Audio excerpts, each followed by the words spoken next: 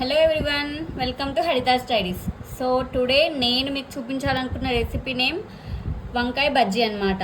So ముందుగా మనం వంకాయ బజ్జీ చేసే ముందు వంకాయకి ఉన్న ఇలా తొడిమెలు మాత్రం బాగా తీసేసేయండి. వద్దనుకున్న వాళ్ళు అలానే పెట్టుకోవచ్చు, కానీ తీసేస్తే మాత్రం మనం తినేటప్పుడు మనకు అంత డిస్కంఫర్ట్గా అనిపించదు అనమాట. సో ఇలా ప్రతి వంకాయకి ఇలా తీసేసి పక్కన పెట్టేసుకోండి. సో సేమ్ ఇలానే అన్ని వంకాయకి తీసేసిన తర్వాత బాగా ఈ వంకాయలు మాత్రం బాగా వాష్ చేసేసుకొని వీటిని ఒక ప్లేట్లో పెట్టేసుకోండి. నెక్స్ట్ మనకు ఈ వంకాయ బజ్జీకి యూస్ చేసే మసాలాకి కావాల్సిన ఇంగ్రీడియంట్స్ చూసేద్దాం. సో దిస్ ఈజ్ సో ఇక్కడ ఏంటంటే ఫస్ట్ పచ్చిమిర్చి, నెక్స్ట్ కొబ్బరి, నెక్స్ట్ ఉప్పు, నెక్స్ట్ పసుపు, వెల్లుల్లి, అల్లం. సో మనం నార్మల్గా పచ్చిమిర్చి బదులు ఎండుకారం కూడా యూజ్ చేసుకోవచ్చు అనమాట. కానీ పచ్చిమిర్చి యూజ్ చేస్తే దాని టేస్టే వేరండి. అల్లం అంటే ఇష్టం లేని వాళ్ళు స్కిప్ చేసేయచ్చు. కొందరికి అల్లం అంటే నచ్చదు కదా, అల్లం కానీ వెల్లుల్లి కానీ స్కిప్ చేసేయచ్చు, కానీ వేసుకుంటే మాత్రం టేస్ట్ చాలా బాగుంటుంది. నెక్స్ట్ టర్మరిక్ కూడా, సో ఇది కూడా ఇష్టం లేని వాళ్ళు స్కిప్ చేసేయచ్చు, ఆప్షనల్ అనమాట. సో ఇవి కావాల్సిన ఇంగ్రీడియంట్స్. సో ఇక్కడ నేను మీకు తక్కువ అమౌంట్లో చూపిస్తున్నాను ఎందుకంటే వీడియో కోసం, కానీ మీరు ఎన్ని వంకాయలు అయితే చేసుకుంటున్నారో దానికి బట్టి మీరు ఈ ఇంగ్రీడియంట్స్ అన్నీ పెంచుకోవాల్సి వస్తుంది. సో నెక్స్ట్ మనం క్లీన్ చేసుకున్న వంకాయలు ఉన్నాయి కదండి, సో ఈ వంకాయల్ని ఆయిల్లో మంచిగా వేయించుకోవాలన్నమాట. అది చూసేద్దాం పదండి. సో నేను ముందుగా చెప్పాను కదండి, మనం క్లీన్ చేసుకున్న వంకాయల్ని మనం ఇట్లా ఆయిల్లో వేయించుకోవాలన్నమాట. సో ఇలా ఆయిల్ బాగా వేడెక్కాక ఇందులో వంకాయలు వేసేయాలి. మనకి దీనికి ఎక్కువ ఆయిల్ అవసరం లేదండి, జస్ట్ కొంచెం అవసరం అంతే.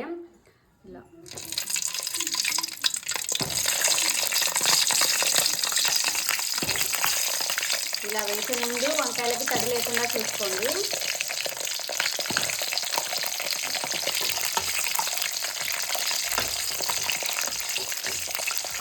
సో ఇవన్నీ కలర్ చేంజ్ అవ్వాలి, అంతవరకు మనం వేయించుకోవాలి. ఇప్పుడు మనకు వంకాయలు వేగిపోయాయండి.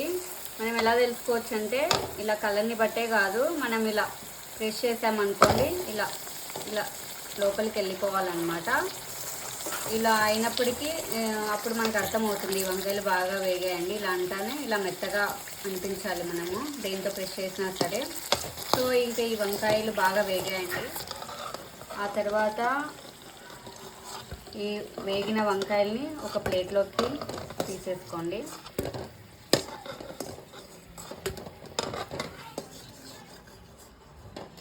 సో మనం వీటిలోకి మసాలాని స్టఫ్ చేయడానికి వంకాయలు బాగా చల్లారాలి. సో కాసేపు అలానే పెట్టండి. సో ఇప్పుడు ఈ వంకాయలన్నీ బాగా వేగాయి మరియు బాగా చల్లగా అయిపోయాయి అన్నమాట. నెక్స్ట్ ఈ మిక్సీ జార్లో నేను ఫస్ట్ చూపించాను కదండి ఇంగ్రీడియంట్స్, అవన్నీ కలిపి గ్రైండ్ చేశాను. సో మనము ఇప్పుడు ఈ పేస్ట్ని ఈ వంకాయల్లో మనము తురుముకోవాలన్నమాట.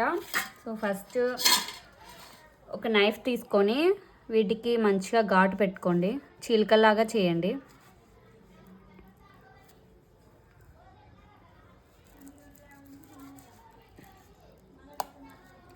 సో అలా చేశాక వీటి మధ్యలో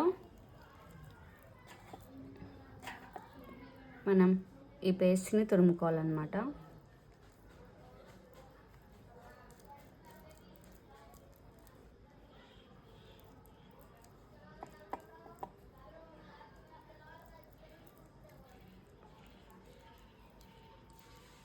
మేము కారం కొంచెం ఎక్కువే తింటామన్నమాట, అందుకే ఎక్కువనే పెట్టుకుంటున్నాను. లేదనుకున్న వాళ్ళు కొంచెం తక్కువ స్టఫ్ చేసుకోవచ్చు.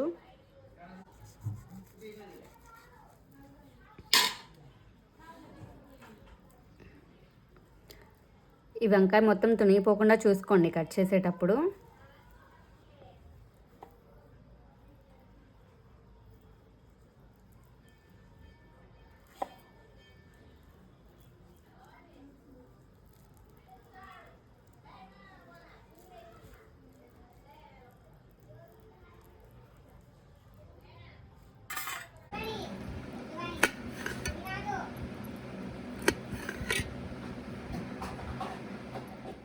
సో సో ఇలా మంచిగా స్టఫ్ చేసుకొని ఇలా ప్రెస్ చేసుకొని పెట్టుకోండి.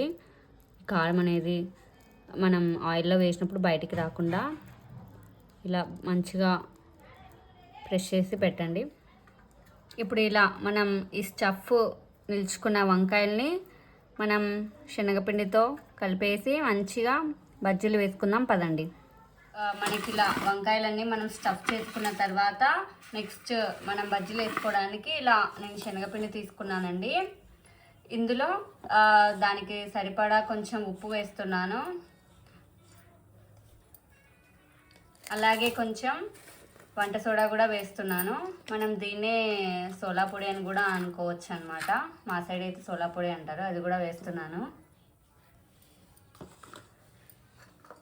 పోసుకొని మనకి తగినంత బ్యాటర్ తయారు చేసుకుంటున్నాము. ఇలా మనం బ్యాటర్ని మంచిగా కలుపుకోవాలి. వాటర్ వేసి, తగినంత వాటర్ వేసి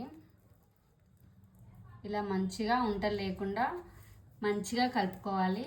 ఆ తర్వాత ఇలా వంకాయల్ని ఈ పిండిలో అద్దేసి ఈ కాయిల్లో వేసేయడమే.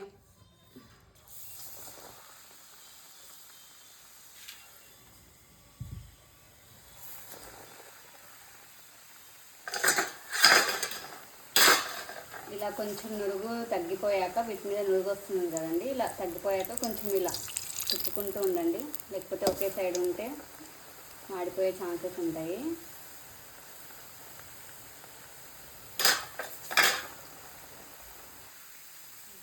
సో ఇలా మంచిగా ఈ కలర్ వచ్చేంత వరకు బాగా వేయించుకోవాలన్నమాట.